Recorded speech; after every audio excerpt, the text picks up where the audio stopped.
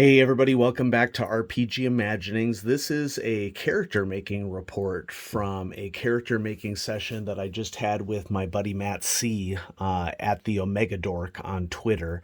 And I will also put a link to Matt's YouTube channel in the description box below. Matt has been following me and I've been following him for quite some time, and we've interacted a lot on Twitter and on YouTube, watching each other's videos. And recently, Matt had commented that he wasn't sure if he was ever going to get to play Traveler. He's having some LGS issues in his area. Notice that I left off the F in FLGS. Which is unfortunate. But, it's the nature of the beast. Not everybody is fortunate enough to have positive gamers in their area, and especially for those of us who have really high standards for our gaming, not because we're all serious all the time. I mean, we joke around, we have fun, but, we have limited gaming hours as adults with jobs, and we want to get the most out of our gaming hours that we can. So Matt was saying how he was worried that he would never get to play Traveler, and my response was, oh hell no, you're going to play Traveler. And so this is the first in a series of videos that I'll do reporting on how our game goes. And so for this first video, this was a little bit about our character creation, and you can see this flowchart. This is not the official flowchart. This is a flowchart for Traveler Mongoose 2nd Edition that was made by a fan. And I will say that if you're interested in character creation for Traveler, some viewers of the channel will comment, hey, will you do a combat video for this game? Will you do a character creation video for this game? And I don't really feel compelled to do that because Seth Skorkowski's videos are a thing. Okay. And I'm not in competition with people in the community at all. Seth's videos are great. There's no reason to reinvent the wheel. And so I use Seth's videos to prep for character creation with Matt. And, I wanted to do a great job. I wanted Matt to have a great experience. So I did what I always do as a game master, which I did my research in advance, and I watched Seth's character creation video front to back. It's a lengthy video. It's 40 minutes long. He's really thorough on it, but that also means that there isn't really a lot that is left off in terms of mystery of what you're supposed to do. So these are my notes while I was watching Seth's video to make sure that I got all the components and was doing the best that I can. And I think when we made characters, we were about like 96-97% accurate. There's always errors whenever you're making a character in any role-playing game where you have a lot of choice. And man, you have a lot of choice with Traveler. I had an absolute blast making a character with Matt. The idea being that we're going to do probably a one-on-one where I GM Matt, and then I have a character that is an NPC character that is kind of his associate or sidekick, so to speak. And I'll be working really hard, of course, to make sure that Matt is the one who is driving a lot of the decision making with it. So I took notes, and my notes were useful, and we worked through the notes and did a whole bunch of terms, and we had a blast doing it, because there is a lot of flexibility in Traveler character creation, and that's something that I just love about the game. Just like Call of Cthulhu, it is a very skill-based game. A majority of what you do is all related to your characteristics and your skills, and that has the upside of it having a lot of flexibility. It has a little bit of a downside in that it is a little bit crunchier than one might expect, but it's not like off the rails crunchy like Rifts. Yeah, I'm going to call out Rifts. Okay, I'm in the process of acquiring a copy of Savage Worlds Rifts because I love my source material for Rifts, but the game system for it is ridiculous, and not in a good way. So yeah, I took all these notes, things for us to keep in mind, and we just went through the process of making a character.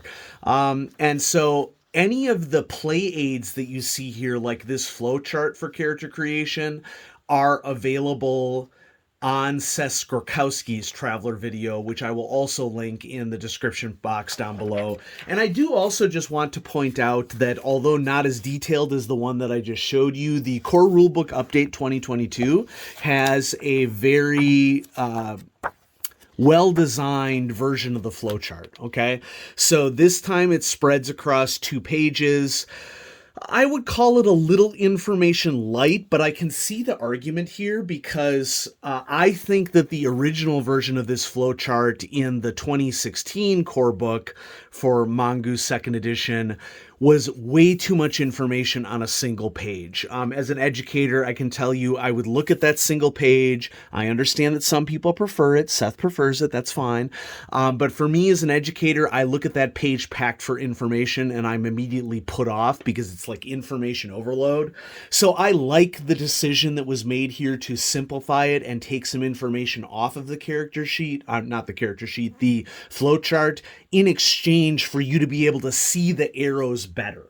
Because being able to track the arrows with your eyes is necessary in order for you to not only see where the arrows are going, but also make sure that you're not confusing the arrows with other arrows, which is what is a concern for me for more compact designs. Okay. I went ahead and printed off the career summary table as well that we could work off of. And when I started off, I was thinking that I would go scholar a majority of the way, and then partway through my character creation, I'll show you this in a second, I figured out that okay, there really isn't any reason for me to continue as scholar when I could get benefits from switching to another career. And so I did something that I've always wanted to do in my character creation, which was to do the citizen career. And that's another thing that I really like about Traveler character creation, which is that it's unlike a lot of classic role-playing games in that you can tell when a game is designed towards power gamers.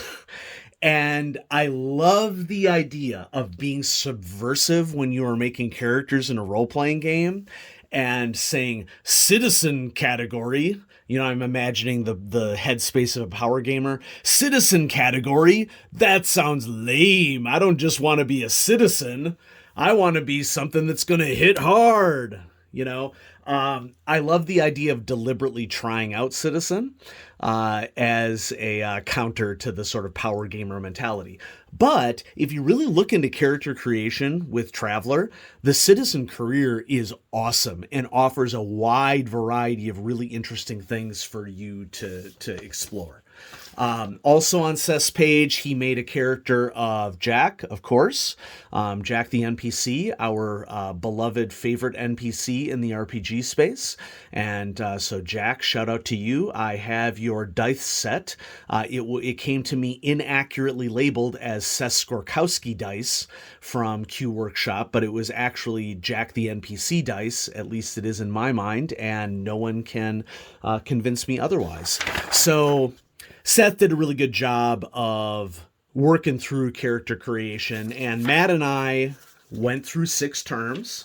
And let me tell you, folks, it was hilarious. It was a total comedy of errors. And I can't speak for Matt, but I got the impression that he really enjoyed it as well. And so we went through and we made our characters. And, we have all of our skill and characteristic information here.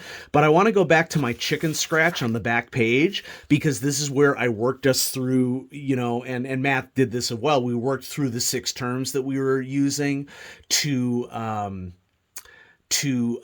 craft our characters, and we had a blast. So I started out attempting university, and Matt started out attempting a military academy, and we both failed out of our respective academies. I made it into university, but I didn't graduate is what happened. And Matt didn't even make it into the military academy. So he started right away as Navy. I made it into the university, got the number of skills that you can get for being in the university, but I didn't get the bonuses for graduation. C'est la vie. Okay. For the remainder of my career, I thought I was going to go full on scholar, because there can be benefits for getting bonus mustering out rolls if you have so many ranks in a particular skill, but you have to attain rank 3. In a particular class or background. You have to attain rank 3 in a background to get an extra bonus. And I recognized by the time I got to my 4th term as a scholar that it was really unlikely that I was going to get to a third rank because I was continuing to fail rolls based upon my characteristics. So I decided that I was going to muster out. So, first term, I got into the university but failed out. Second term, I qualified for scholar and chose scientist and got a bunch of skills as a result of that. I also got my rank 1 in scholar in my second term, and that was the only extra rank that I attained in scholar at all, right there. I did scholar for my third term. This one was really cool in that what happened in this character creation is that I kept rolling things on the event table that were, good things like you participate in a secret project. You won a prize for your work I got in my fourth term.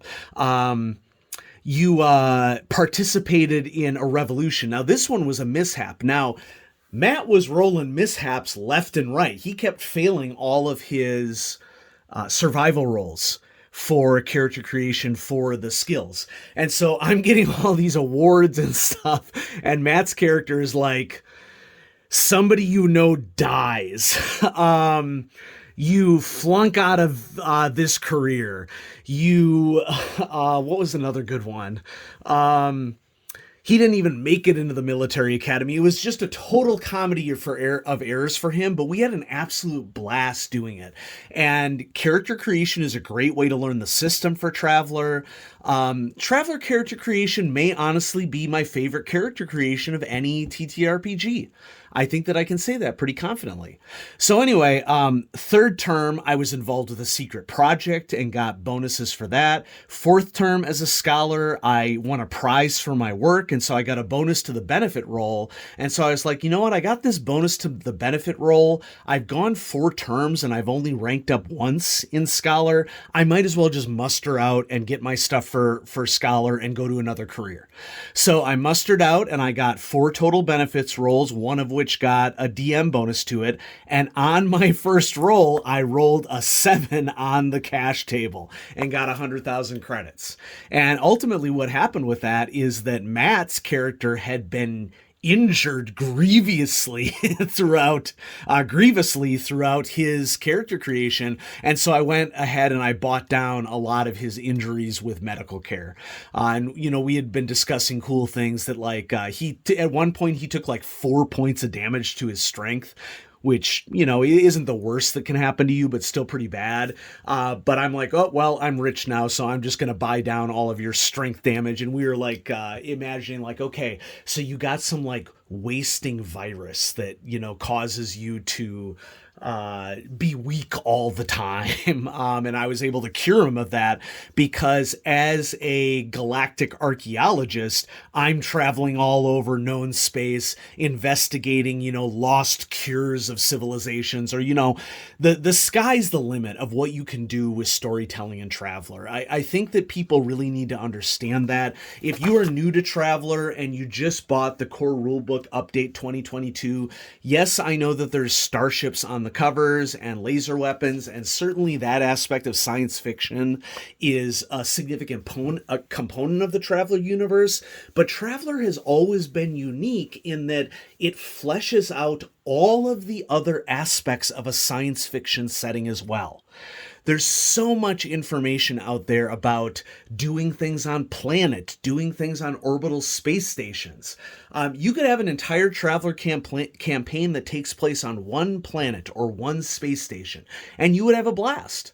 The rule set allows for you to basically do anything that you could do with virtually any other role-playing game, but you can do that with Traveler. And part of the reason for that is because of Traveler's tech level system.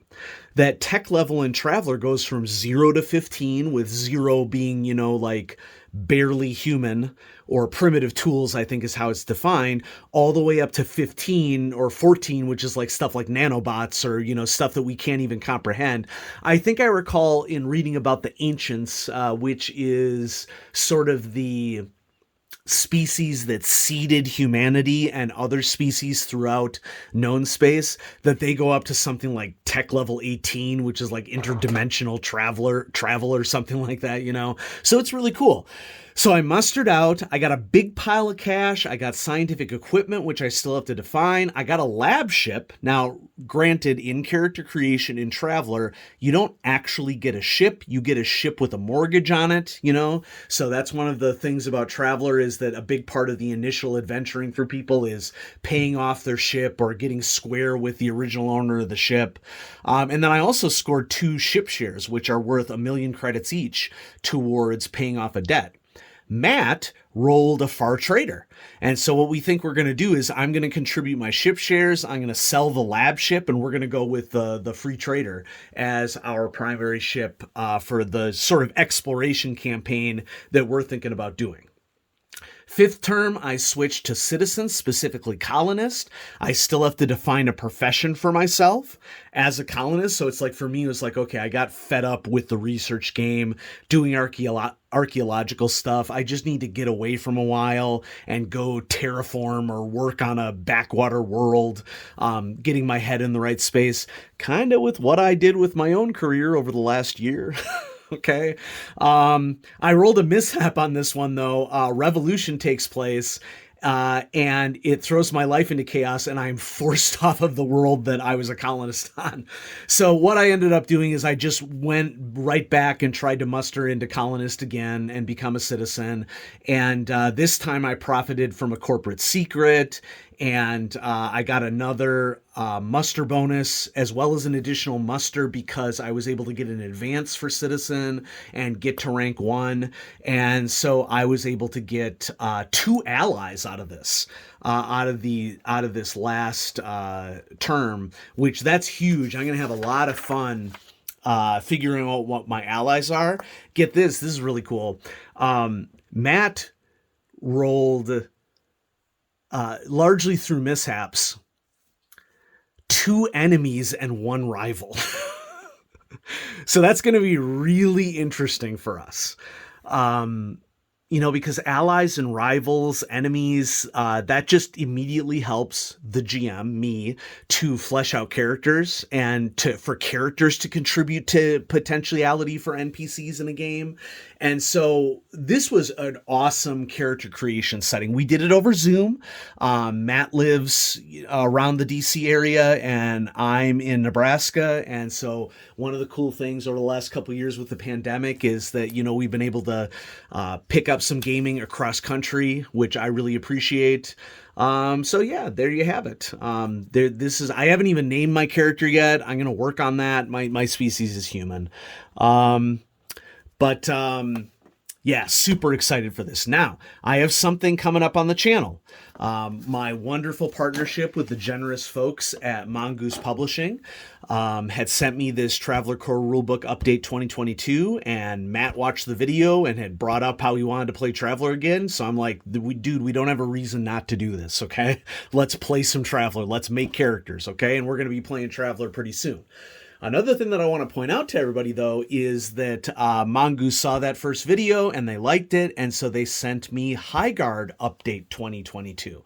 And I'm going to be very, very excited to show that off for all of you. I'm going to give it a quick read through to make sure that I understand the differences between that and the original book. We're going to do exactly what we did with this book. I have my original copy of Highguard for Mongoose 2nd edition, and I'm going to compare it to the Highguard Update 2022, and I want people who are new to new games, especially games that I love like Call of Cthulhu and Traveler, to see everything that is out there. And if I can do my small part to help anybody in the community to understand what it's like to get into a new role-playing game in its most updated form, I am excited to do that for y'all.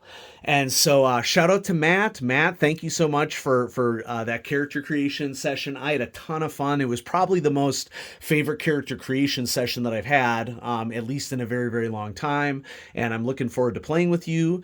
And shout out to Seth for making awesome Traveler videos that was really helpful to us in prepping for that character creation session. And shout out to Mongoose for being a great sponsor here on RPG Imaginings. I really appreciate it.